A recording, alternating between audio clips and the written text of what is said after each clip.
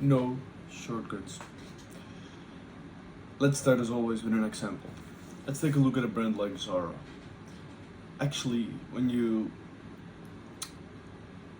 analyze it, you'll see that Zara isn't different on the first sight compared to a general dropshipping store or like a clothing dropshipping store, which, for example, I have a lot and a lot of people do possess in the e-commerce space. However, when you peel it down, like we can search the same products, we can deliver the same quality in the end. We on the front end it looks kind of the same, but then deep down you see that, of course, there are a lot of differences when it comes to the branding, their name, their customer service, maybe their delivery times. There are a lot of differences, especially in the long term. What I try to say with this is that me personally, and also I see a lot of other people doing this as well, are trying to cut the way and try to take the shortcuts and make it as easy as possible, which is like human nature. The human brain is always looking for the easiest way to do it with the least resistance, which is of course also great. You're not here to make things as hard as possible. Well, it's also possible to get it done more easily. However, always having that mentality of taking the shortcuts will cost you a lot in the long term. As fast as it comes, as fast as it will go away again.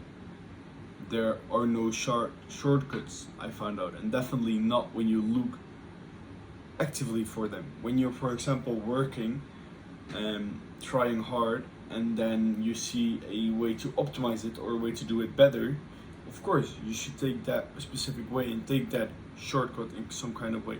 But you shouldn't upfront take a look at a situation or at an opportunity and check, okay, how can I do this with the least amount of effort as possible by taking a shortcut. That's not how it works.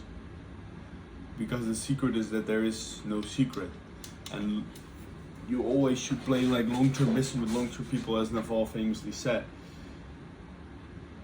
Just as I said, the lesson for this week, just that it sure will be that you don't always should look for the shortcuts. Do the work and try to perfectionize it and deliver as much as value as possible. But really important, always keep your head up for ways to optimize what you're doing. As I said, don't just go and put your head down and work while there are ways to put leverage in the game or certain aspects like that. However, don't, as I said, also look upfront, okay, how can I do this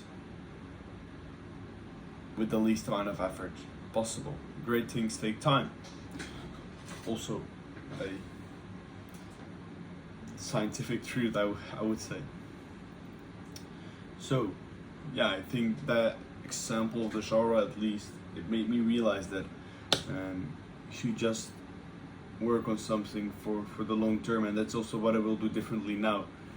I will take a long-term vision, and what I also would recommend you to do, which is a concrete advice which you could implement right away, and that's when you're heading towards a decision, each and every decision you make, as small as